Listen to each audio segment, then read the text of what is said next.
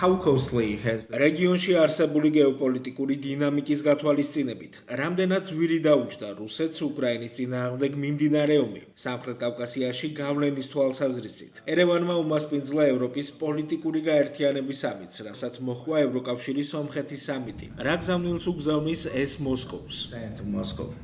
Well, so on the one hand, Moscow. ერთი მხრივ მოსკოვის გავლენა სამხრეთ კავკასიაში აშკარად და მკვეთრად შესუსტა. თქვენ ამას ხედავთ სომხეთში, ხედავთ აზერბაიჯანში. ასევე ხედავთ შავი ზღვის მეორე მხარეს, მოლდოვაში. თუმცა საქართველოში ფიქრობ რუსეთის გავლენა გულწრფელად რომ ვთქვათ, ბოლო რამდენიმე წლის განმავლობაში გაძლიერდა. არა უკრაინის ომის შედეგად, არამედ თავად რუსეთის პოლიტიკური ომის სტრატეგიის შედეგად ქვეყნის შიგნით. ასე რომ ფიქრობ საერთო სურათი შერეულია. მაგრამ მართალი ხართ, ფაქტი რომ ერევანმა შეძლო ევროპის პოლიტიკური გაერთიანების სამიტისთვის მასპინძლობა, ფაქტი რომ პრეზიდენტმა ზელენსკიმ შეძლო ერევანში ჩასვლა. ის რომ სომხეთმა დრამატულად გააძლიერა კავშირები ამერიკის შეერთებულ შტატებსა და ევროკავშირთან. ეს ყველაფერი წარმოუდგენელი იყო სულ რაღაც 5 წლის წინ. გულწრფელად რომ ვთქვათ, 2 წლის წინაც კი წარმოუდგენელი იყო. აზერბაიჯანი სულ უფრო მეტად დისტანცირდება რუსეთისგან და ამტკიცებს თავის სუვერენიტეტსა და დამოუკიდებლობას. და რა თქმა უნდა, ორივე მხარე მათ ურთიერთობაში ახალ ფურცელს შლის. ეს მართლაც ამაღელვებელია სამხრეთ კავკასიისთვის, მაგრამ კვლავ შერეული სურათია, რადგან საქართველოს ჩემი ხედვით საპირისპირო მიმართულებით in my view. While discussing Armenia's relations, ევროკავშირთან სომხეთის ურთიერთობების შესახებ საუბრისას, ვლადიმირ პუტინმა უკრაინაში მიმდინარე ომის საწყისები კიევის ძალისხმევას დაუკავშირა და ახლოვებულიყო ევროკავშირთან. მან ასევე თქვა, რომ შესაძლოა სომხეთში რეფერენდუმი უნდა გაიმართოს იმისთვის, რომ სომეხმა ხალხმა გადაწყვიტოს, სურთ ევროკავშირთან დაახლოვება თუ რუსეთის ხელმძღვანელობით არსებულ ეკონომიკურ სტრუქტურებში დარჩენა. რის მიღწევას ცდილობს ვლადიმირ პუტინი, როცა პარალელს უკრაინასთან ავლებს?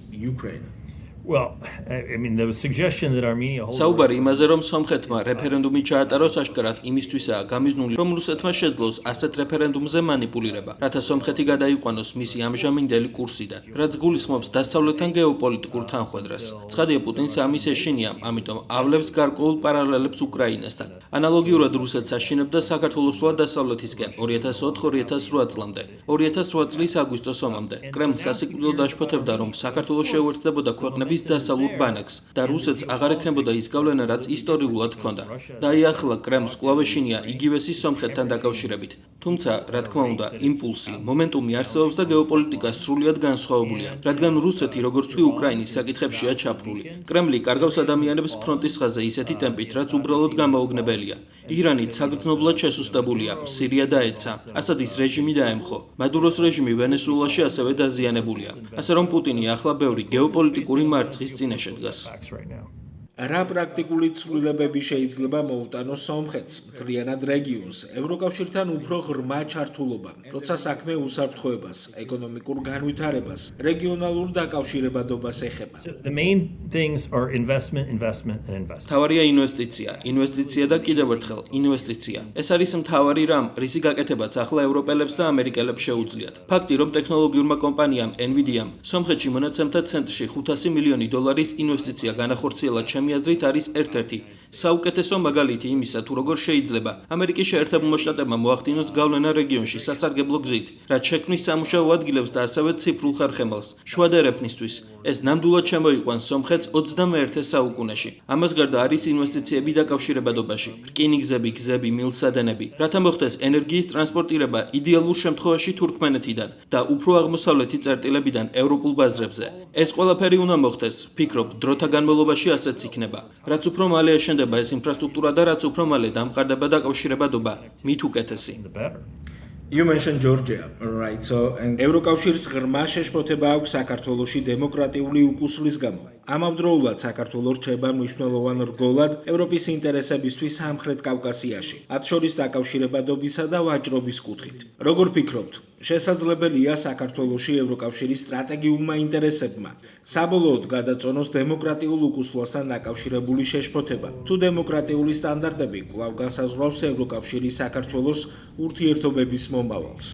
I think they're linked because ფიქრობ ისინი ერთმანეთთანაა დაკავშირებული, რადგან საქართველოს დემოკრატიული უკუსლის ერთი ასპექტი არის ის, რომ რაც უფრო მეტად დაშორდა საქართველო თავის დემოკრატიულ ნორმებს, მაგალითად, რაც 5 ან 10 წლის წინ იყო, მით უფრო მეტად დაუახლოვდა იგი გეოპოლიტიკურად ჩინეთს, ირანს და რუსეთს. ევროკავშირი ცხადია ამას აცნობიერებს და არაპირებს ფსონის დადებას საქართველოზე გამავალ დაკავშირებადობაზე. თუ შიშობს, რომ ამ ინფრასტრუქტურის ნაწილი ჩინურ ან რუსულ ხელში ჩავარდება. ამიტომ ფიქრობ, რამდენადაც საქართველოს შეძლებს რეფორმირებას და გახდება დემოკრატიული ქვეყანა. მით უფრო უკეთესი კანდიდატი ხდება აღმოსავლეთ-დასავლეთის ინფრასტრუქტურისთვის, რომელიც ან ამერიკის, ან ევროპელების მიერ იქნება დაფინანსებული. თუმცა საპირისპიროც მართალია, რაც უფრო მეტად უკუიქცევა საქართველოს დემოკრატიულად და ვერ დაიცავს ევროპულ ნორმებს. მით უფრო ნაკლებად მიმზიდველი კანდიდატი ხდება ის დასავლური ინვესტიციებისთვის. ქართული ოცნების ხელმძღვანელობა ამას აუცილებლად უნდა აცნობიერებდეს. საკმაოდ აშკარაა, რომ ასე იყო წარსულში და ასე იქნება მომავალში. going to be the case in the future as well. ამას იმიტომ გეკითხებით, რომ ჩვენ ვხედავთ ევროკავშირს, რომელიც ინარჩუნებს მჭიდრო სტრატეგიულ თანამშრომლობას აზერბაიჯანთან. იქ დემოკრატიისა და ადამიანის უფლებების კუთხით არსებული ხანგრძლივი შეშფოთების მიუხედავად. ხომ არ შეიძლება მსგავსმა ლოგიკამ საბოლოოდ განსაზღვროს ევროკავშირის მიდგომა საქართველოს მიმართ. Well, obviously not all of the ცხადია, სამხრეთ კავკასიის ყველა ქვეყანა და მით უმეტეს ცენტრალური აზიის არც ერთი ქვეყანა არ არის წარმომადგენლობითი ლიბერალური დემოკრატია. მიუხედავად ამისა, ამერიკის შეერთებული შტატები და ევროკავშირი აწარმოებენ მათთან ბიზნესს და ასეც უნდა იყოს. ეს არ ნიშნავს, რომ არც ამერიკის შეერთებულ შტატებს, არც სხვა დასავლურ ქვეყნებს არ შეუძლიათ გეოპოლიტიკური საქმის წარმოება. იმ ქვეყნებთან, რომლებთაც მართვის განსხვავებული მოდელი აქვთ. ეს ნიშნავს იმას, რომ როდესაც ქვეყანა იწყებს რეგრესს, იმ ხარისხით, როგორიც ეს საქართველოში ხდება, ჩნდება ღია კითხვები მისი გეოპოლიტიკური ორიენტაციის შესახებ. და ვფიქრობ, სწორედ ეს ხდება საქართველოში. აზერბაიჯანთან დაკავშირებით ვფიქრობ, გეოპოლიტიკური ორიენტაცია ბევრად უფრო ნათელია. ვფიქრობ, აზერბაიჯანმა არჩევანი დასავლეთზე გააკეთა. ის ძალიან ფრთხილია, რადგან ცხადია ყავს ჩრდილოელი მეზობელი რუსეთის სახით და სამხრეთელი მეზობელი ირანი, რომელიც ახლა ღრმად დესტაბილიზებულია. ამიტომ, რა თქმა უნდა, ისინი ფრთხილობენ, მაგრამ ვფიქრობ, აზერბაიჯანმა დაამტკიცა, რომ კარგი პარტნიორია დასავლეთის ქვეყნებისთვის ენერგიის მიწოდების კუთხით. ვფიქრობ, ამიტომ ის ოდნავ განსხვავებულ კატეგორიაში ხვდება, ვიდრე დღევანდელი საქართველო. When we spoke about, როდესაც გასულ ზაფხულს ვისაუბრეთ, თქვენ თქვით, ჩვენ მალე გავიგებთ, შეუძლია თუ არა სამხრეთ კავკასიას იყოს სრულყოფილი საქართველოს გარეშე. როგორ ხედავთ შეერთებული შტატების ამჟამინდელ ინტერესებს საქართველოში? ამჟამინდელი ადმინისტრაციის პირობებში ჩვენ ვნახეთ სახელმწიფო მდივნის მარკო რუბიოს სატელეფონო საუბარი პრემიერ-მინისტრ ირაკლი კობახიძესთან. განახლებული ყურადღება ანაკლიის სპორტის პროექტისადმი და ცნობები იმის შესახებ, რომ თბილისი გახდება რეგიონში პირველი ქალაქი, სადაც ტრამპ თაუერი აშენდება. როგორ ხედავთ ამ ადმინისტრაციის მიდგომა საქართველოს მიმართ და რით განსხვავდება ის იმ ადმინისტრაციის მიდგომისგან, რომელშიც თქვენ მსახურობდით? The administration you served in.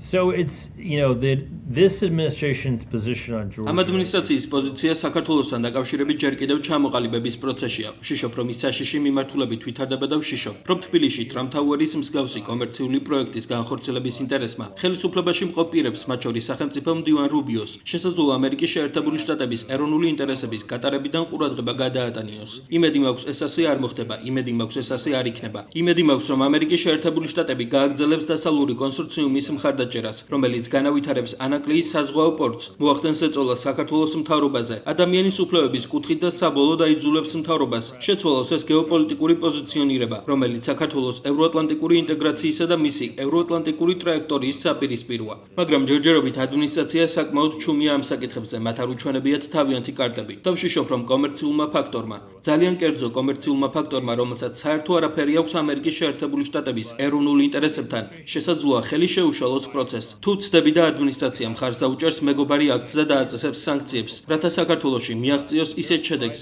რომელიც უფრო თავსებადია ქვეყნის ევროატლანტიკურ მომავალთან, რასაც წინა ადმინისტრაცია უჭერდა მხარს, მაშინ ამას მივესალმები. მაგრამ ჯერჯერობით არ მინახავს ნიშნები, რომ ეს ხდება. არიან რესპუბლიკელი კონგრესმენები, რომლებიც ძალიან მკაფიოდ საუბრობენ საქართველოს დასავლურ მომავალზე და ამ გზის მხარდაჭერის სურვილზე. მაგრამ ეს ჯერ არ გადაზრდილა ადმინისტრაციის პოლიტიკურ ქმედებებში და ჩვენ უკვე ადმინისტრაციის მუშაობის წელიწადნახევარი გავიარეთ. ამიტომ ვფიქრობ, ხომ არ ვიხილავთ მომავალ თვეებსა თუ წლებში ამერიკის შეერთებული შტატების გავლენის შესაძლო შესუსტება საქართველოში. Of influence by the United States in Georgia in the coming months and years. And Ambassador, this is my very last question. So with the current situation, საქართველოში არსებული ვითარების გათვალისწინებით, სომხეთსა და აზერბაიჯანს შორის, მათსა და დასავლეთ შორის მიმდინარე მოვლენების ფონზე. ფიქრობთ, რომ სამხრეთ კავკასიაში პოსტსაბჭოთა წესრიგი ახლა ფუნდამენტურად იცვლება. To fundamentally change. I think so. I think the rapprochement and the ფიქრობასია ვფიქრობ სომხეთსა და აზერბაიჯანს შორის დაახლოება და დიპლომატიური ურთიერთობების აღდგენა და იმედი ვიქონიოთ ორ ქვეყანას შორის სამშვიდობო ხელშეკრულების რატიფიცირება, რაც ჯერ არ მომხდარა მთელი რეგიონისთვის გარდამტეხი მომენტი იქნება და მე აბსოლუტურად მწამს შინაგანადაც და ინტელექტუალურადაც დარწმუნებული ვარ, რომ საქართველო მალე დაუბრუნდება ევროატლანტიკურ მომავალს და ის შეცვლის ამჟამინდელ სტაგნაციის და რეგრესის პერიოდს. თუმცა ამას ალბათ დასჭირდება ახალი მთავრობა ხელისუფლებაში, რათა განხორციელდეს საპირისპირო ცვლილება, სადაც ისინი დაუბრუნდებიან ევროატლანტიკურ ინტეგრაციას, როგორც ამას აკეთებდნენ 2024 წლამდე. როგორც კი ისინი ამას გააკეთებენ, ვფიქრობ, ევროკავშირი მათ ღია ხელებით მიიღებს, მაგრამ ისინი სერიოზულად უნდა მოეკიდონ იმ რეფორმებს, რომლებიც აუცილებელია წევრობისთვის. ასე რომ იმედი ვიქონიოთ, რომ ეს რეალობა დადგება. მანამდე კი სომხეთი და აზერბაიჯანი მომდენო რამდენიმე წლის განმავლობაში მნიშვნელოვნად გაუსწრებენ საქართველოს, რადგან სწორედ იქ იქნება აქტივობის ეპიცენტრი და სწორედ იქ მოინდომებენ დასავლური კომპანიები ინვესტირებას. are going to want to invest. Well, thank you so much again. It was great. დიდი მადლობა ინტერვიუსთვის. My pleasure. Thanks for having me. Thank you.